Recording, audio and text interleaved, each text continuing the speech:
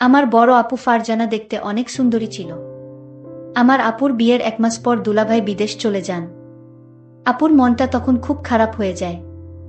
আমি আপুকে একদিন সুযোগ বুঝে হোটেলে নিয়ে যা করেছিলাম তা শুনলে তোমাদের মাথা ঘুরে যাবে। তাহলে আসল ঘটনাটি শুরু করি। আমি রোহান, 15 বছর বয়স। আমার একমাত্র বড় বোন ফারজানা, বয়স 21 বছর। 2 মাস আগে ফারজানা আপুর বিয়ে হয়েছে। দুলাভাই বিদেশে থাকে। বিয়ে করার জন্য 2 মাস আগে দেশে এসেছে। ফারজানা আপুকে দেখেই তার পছন্দ হয়েছে, তাই দেরি না করেই তড়িঘড়ি করে বিয়ে করেছে। আমাদের অর্থনৈতিক অবস্থা খুব বেশি ভালো না। বাবা একটা ছোট বেসরকারি প্রতিষ্ঠানে কাজ করেন। ঢাকা শহরে থাকা খাওয়ার খরচ সামলানো কঠিন। তাই দুলাভাই এর মতো একটা ভালো ছেলেকে পেয়ে বাবা আর মা কোনো দেরি করতে চায়নি। ফারজানা আপু বিয়েতে খুব খুশি ছিল। কিন্তু দেখতে দেখতে 3 মাস পার হয়ে গেল। আর দুলাভাই এর বিদেশ যাওয়ার সময় হয়ে গেল। বিয়ের 2 মাসের মধ্যেই স্বামী বিদেশে চলে যাবে, তাই ফারজানা আপু ভীষণভাবে ভেঙে পড়ল।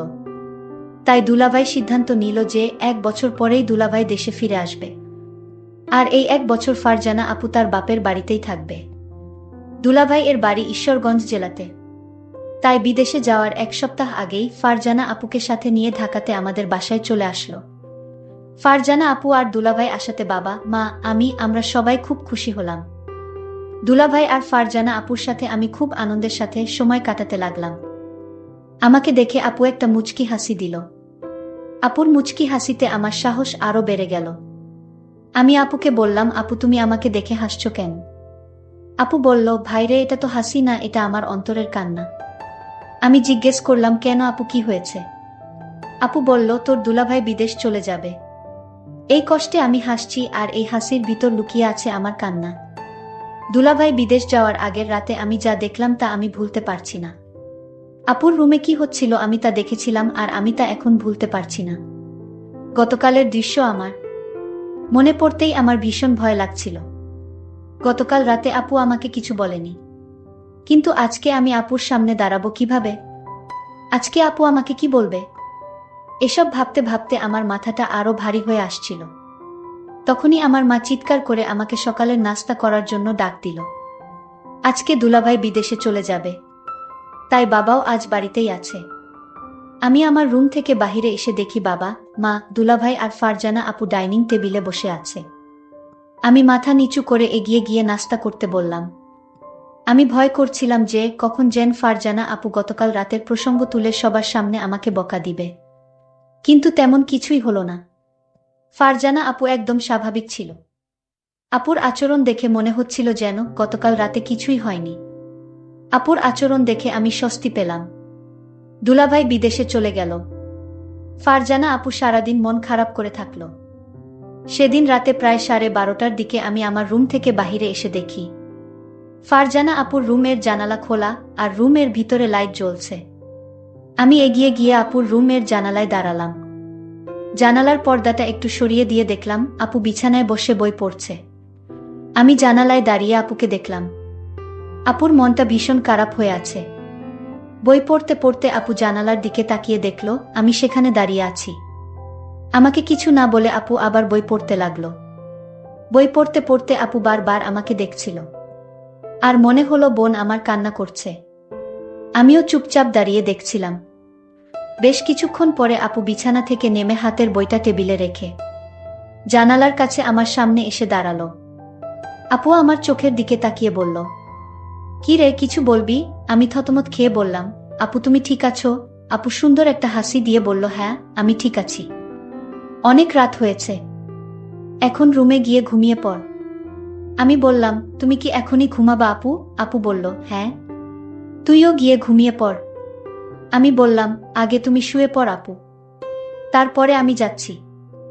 আপু আর কিছু না বলে একটা মুচকি হাসি দিয়ে রুমের লাইট বন্ধ করে বিছানায় শুয়ে পড়ল। আমিও আমার রুমে এসে শুয়ে পড়লাম। কিন্তু কিছুতেই ঘুম আসছিল না। বারবার আপুর কথা মনে আসছিল। আপু দুলাভাইয়ের জন্য কান্না করছে। সকালে উঠে আবার সব কিছু স্বাভাবিক। দিনের বেলায় আপু কখনো রাতের বিষয়ে কোনো কথা বলতো না। দিনের আপু আর রাতের আপু যেন সম্পূর্ণ আলাদা। আমিও কখনো দিনের বেলায় রাতের বিষয়ে কথা বলতাম না। এভাবেই আমাদের দিন কাটতে লাগলো।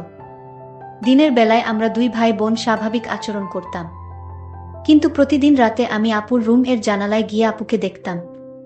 কোনো দিন আপু জেগে থেকে বই পড়ত বা টিভি দেখত, আবার কোনো দিন আমি যাওয়ার আগেই আপু রুমের লাইট বন্ধ করে ঘুমিয়ে পড়ত। প্রায় 6-7 দিন পরে একদিন রাতে আমি ফারজানা আপুর রুম এর জানালায় গিয়ে দেখলাম আপুর রুম এর লাইট জ্বলছে, কিন্তু রুমে আপু নাই। আমি রুমের চারিদিকে তাকিয়ে দেখলাম আপু কোথাও নাই। হঠাৎ আপুর রুমের বাথরুম এর দরজা খুলে গেল। আপু বাথরুম থেকে বাহির হয়ে আসলো। আমি বললাম, আমার ঘুম আসছে না আপু। আপু বলল, বেশি রাত জাগা শরীরের জন্য ভালো না, যা গিয়ে শুয়ে পড়। পরের দিন আমার বাবা আর মা সারাদিন চাচার বাসায় থাকবে, রাতে ফিরবে। আজকে শুধু আমরা দুই ভাই বোন বাসায় থাকব। তখনই ফারজানা আপু আমার রুমে এসে বলল, কি করছিস রোহান? আমি বললাম, কিছু না আপু, এমনি বসে আছি। আপু বলল, আজকে কি তোর কোনো কাজ আছে?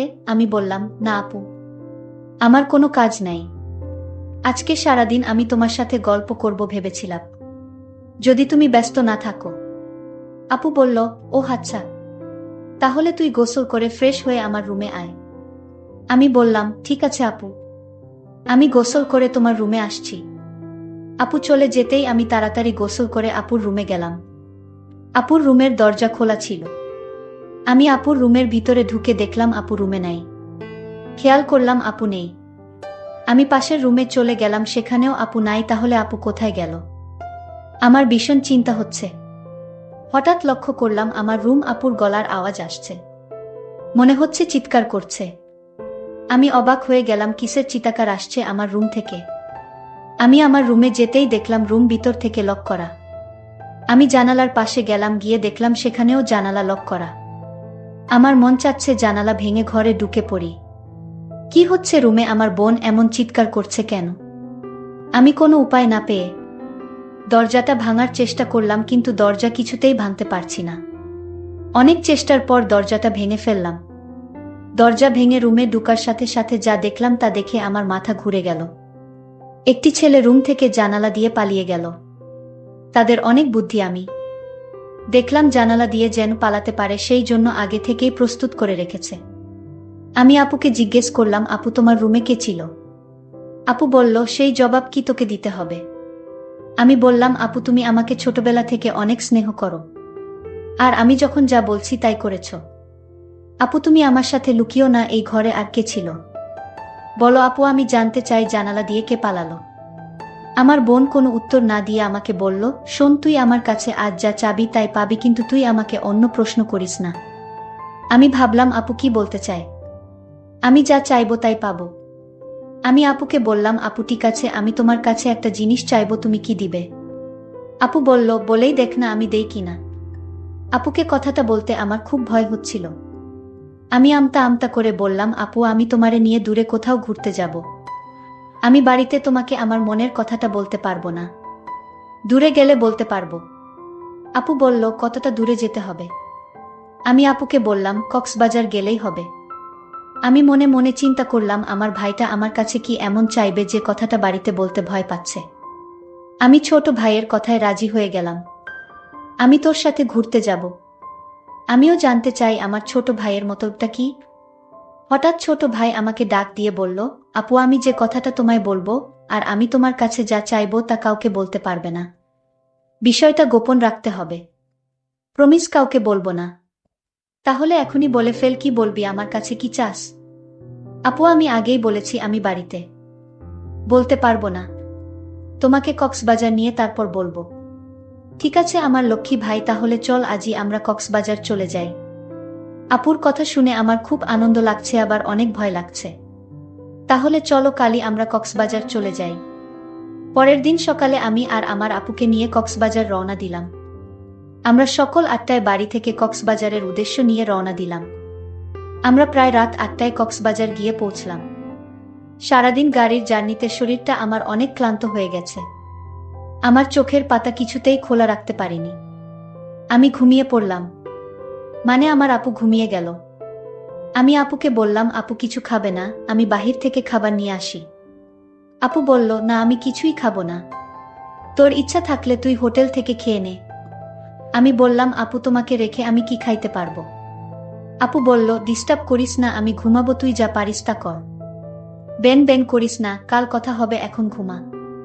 আপুকে ঘুমের মধ্যে অনেক সুন্দর লাগছিল। আমিও ক্লান্ত শরীর নিয়ে ঘুমিয়ে পড়লাম। পরের দিন সকালে ঘুম থেকে উঠে আমরা সমুদ্র সৈকতে ঘুরতে গেলাম। সারাদিন ঘুরলাম। এবার আপু আমায় প্রশ্ন করলো, আচ্ছা রোহান, তুই কি ভুলে গেছিস?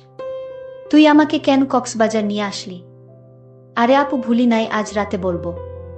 আপু, যদি তুমি আমার কথা না রাখো তাহলে আমি কিন্তু ওই দিনের রাতের ঘটনাটা ফাঁস করে দিব। আপু তখন আমার দিকে রাগান্বিত চোখে তাকিয়ে বলল, রোহান, আমি কি না করেছি তোর কথা রাখবো না?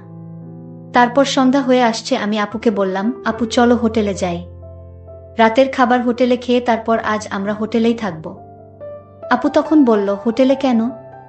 এখানে তো তোর দুলভাইয়ের ছোট ভাইয়ের বাসায় থাকতে পারি। আর আমরা তো গতকাল এখানেই ছিলাম। আমরা কেন শুধু শুধু অযথা ভাড়া দিয়ে হোটেলে থাকব? আমি বললাম, হোটেল না থাকলে যে আমার মনের কথাটা বলতে পারবো না আপু। আপু তখন বলল, ঠিক আছে, তুই যা বলবি তাই হবে। তারপর আমরা একটা হোটেলে গিয়ে উঠলাম। আমি আপুকে যে কথাটা বলবো সেই কথা শুনে আপু কি আমার প্রতি রাগ করবে? আমি এসব চিন্তা করছিলাম। আপু আমায় বলল, রোহান, তুই কি চিন্তা করছিস? আমি আপুকে বললাম, আপু আমি যে কথাটা বলবো তা শুনলে তুমি রাগ করবে না তো? আপু বলল, আমি কতবার বলবো আমি রাগ করব না। আমি কাউকে কিছু বলবো না, তুই নির্ভয়ে আমাকে তোর মনের কথা বলতে পারিস। আপুর কথা শুনে আমি কিছুটা সাহস পেলাম।